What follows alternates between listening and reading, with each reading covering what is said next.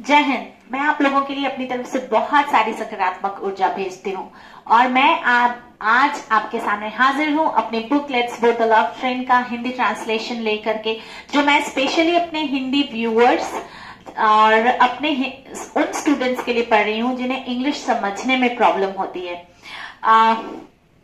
पिछली बार मैंने 11th C episode पढ़ा था अपनी बुक का, और तीसरा चैप्टर मैं पढ़ रही हूँ ब्रीजी कैन्यॉन्स, जिसका नाम है।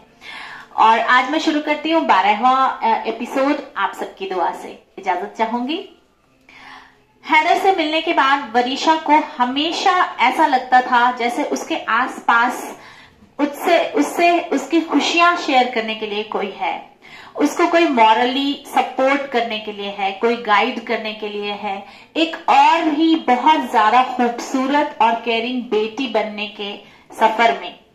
उसकी फैमिली को कोई गले लगाने वाला मिल गया हो, जैसे उसके फ्रेंड्स के साथ कोई बहुत ही काइंड, बहुत ही नरमदिली इखलाक से मिलने वाला मिल गया हो उसकी लाइफ में, जैसे, और कोई उसकी केयर करने वाला मिल गया हो बहुत ही अफेक्शन के साथ, बिल्कुल वैसे ही जैसे उसके पेरेंट्स उसकी केयर किया करते थे।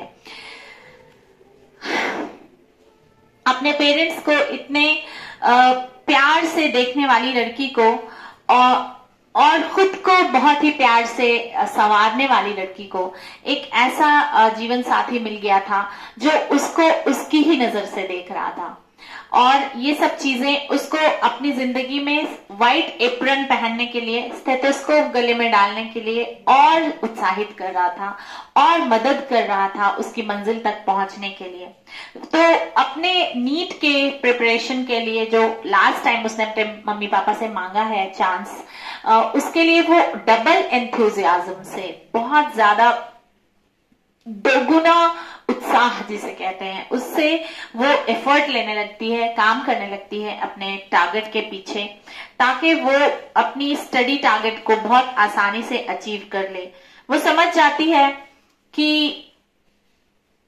अपने माँ बाप के लिए एक लौता सपोर्ट बनने की ड्यूटी कितनी बड़ी होती है, और इस सफर में उसको एक बहुत अच्छा हमसफर मिलने वाला है।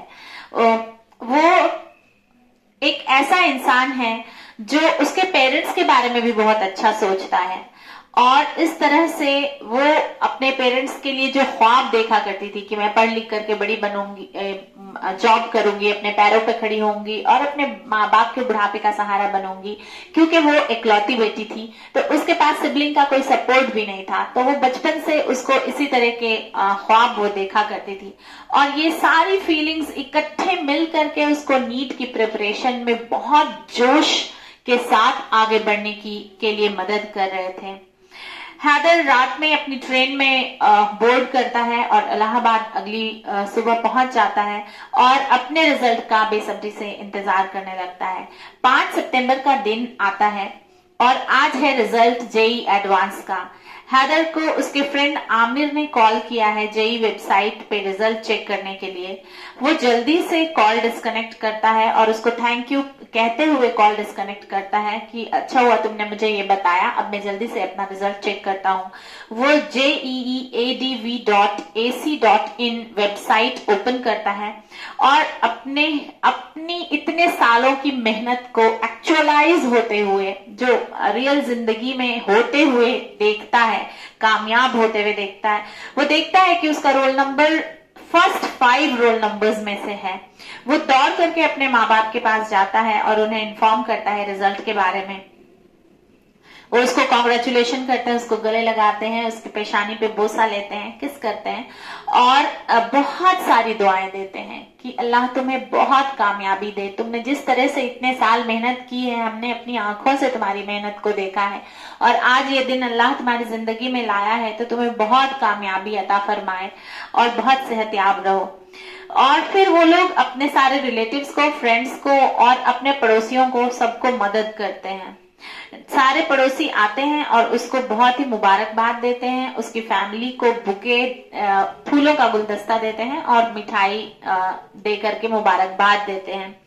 वो लोग जल्दी से एक क्विक सर्व डिनर अरेंज करते हैं सारे लोगों के लिए, और सारे लोग डिनर करते हैं और अपने अपने घर हैदर को आगे की पढ़ाई के लिए दुआ देते हुए चले जाते हैं।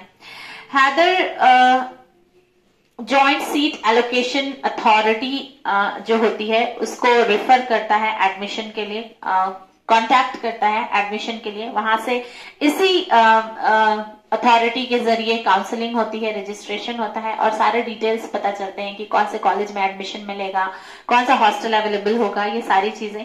तो चूंकि उसका फर्स्ट 5 रैंक आया था तो उसने आईआईटी मुंबई चुना था और सॉफ्टवेयर स्ट्रीम उसने चुना था इंजीनियरिंग के लिए। तो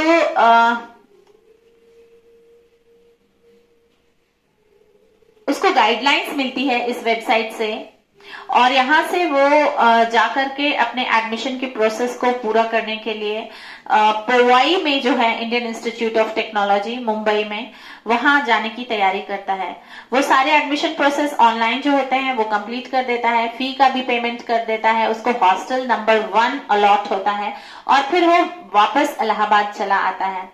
10 दिन के बाद उसकी क्लासेस शुरू होने वाली रहती हैं, इसलिए वो सारी चीजें अरेंज करने के लिए इलाहाबाद वापस आता है ताकि वो मुंबई में अपना स्टे अच्छे से कर सके और बीच बीच में उसे वापस ना आना पड़े पढ़ाई छोड़ करके। उसने कुछ सेट कपड़े खरीदे, जूते खरीदे, उसने स्नैक्स के पैकेट खरीदे, क्लीनलीनेस प्रोडक्ट्स खरीदे। वैसे तो हॉस्टल में आती हैं क्लीन करने के लिए हेल्पर्स, लेकिन कुछ कुछ चीजें जैसे विंडो पेन क्लीन करने के लिए कोलिन खरीदना है, टेबल क्लीन करने के लिए सिर्फ, ये सब चीजें उसने खरीद करके रखी और नई नोटबुक उसने खरीदी अपने नोट्स बनाने के लिए और बैग पैक करता है। ये पहली बार है उसकी जिंदगी में जब वो अपने पेरेंट्स को छोड़कर अकेले सफर कर रहा होता है, अकेले रहने के लिए।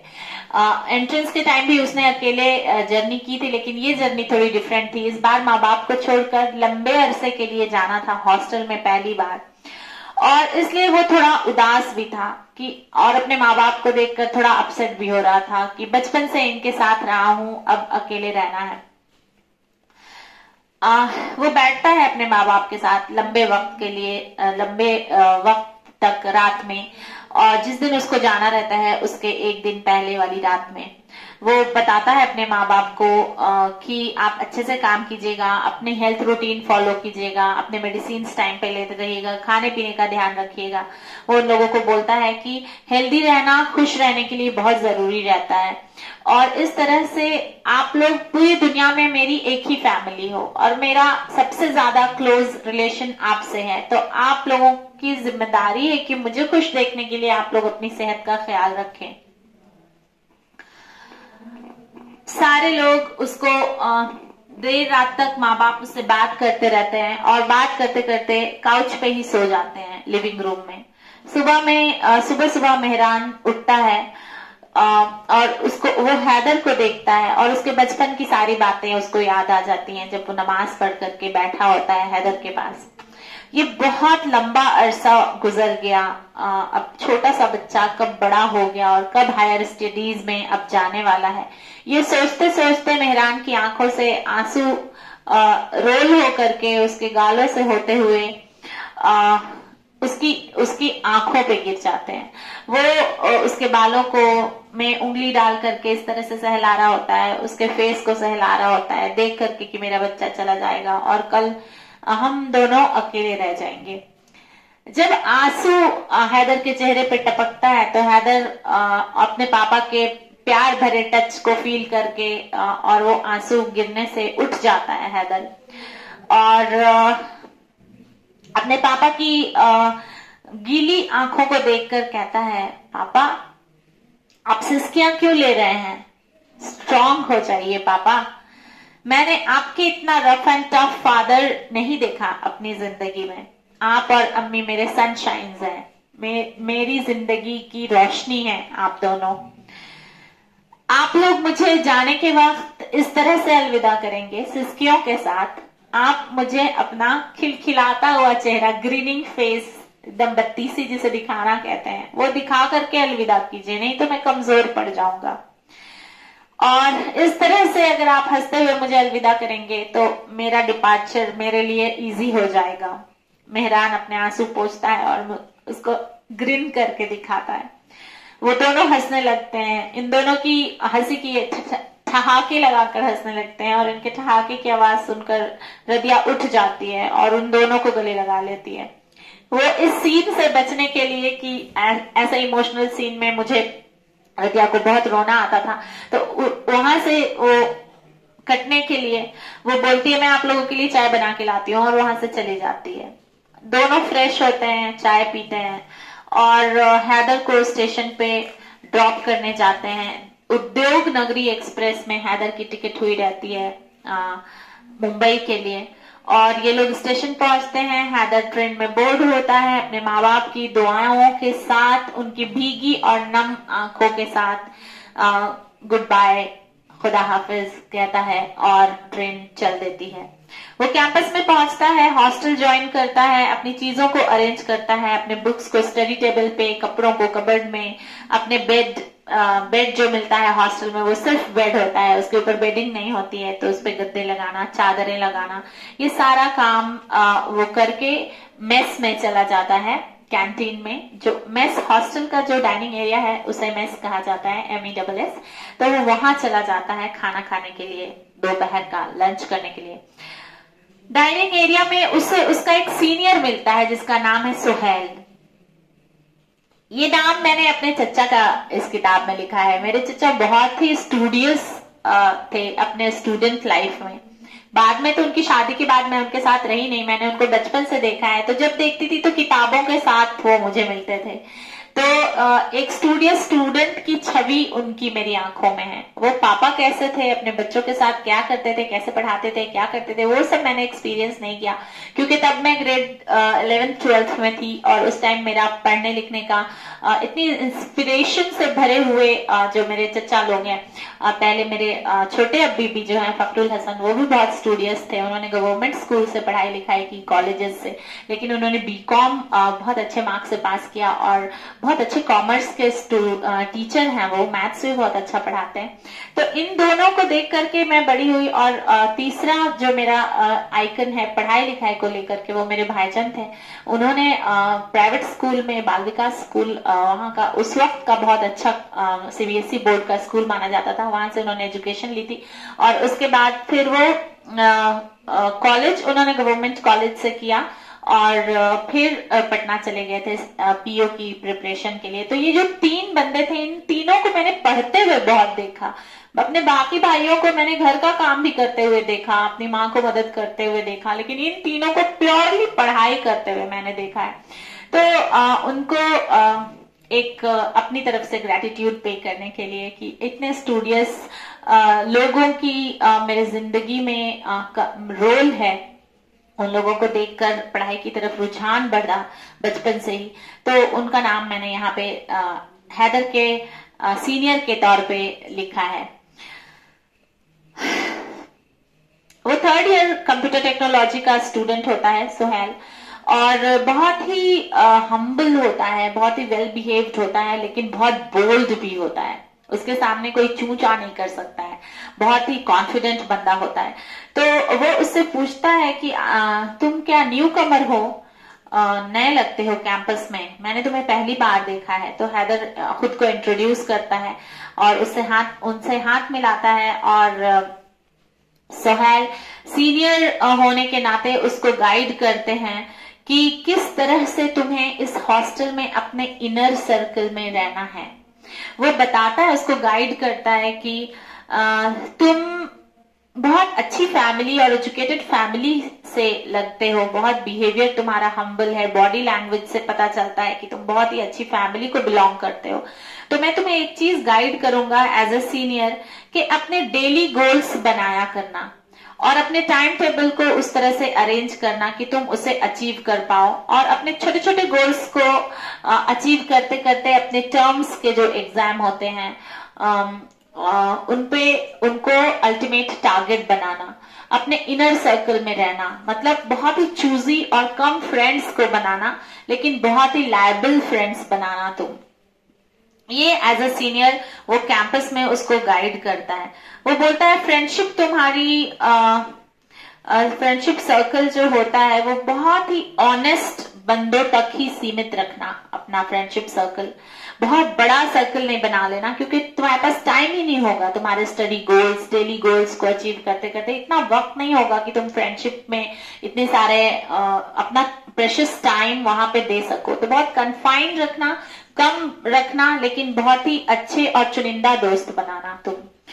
ये सब बताने के बाद वो बोलता है कि ये सब एक सक्सेसफुल IITian की निशानी होती है, और मैं एज ए सीनियर तुम्हें गाइड कर रहा हूं क्योंकि तुम बहुत ही हम्बल फैमिली के लगते हो।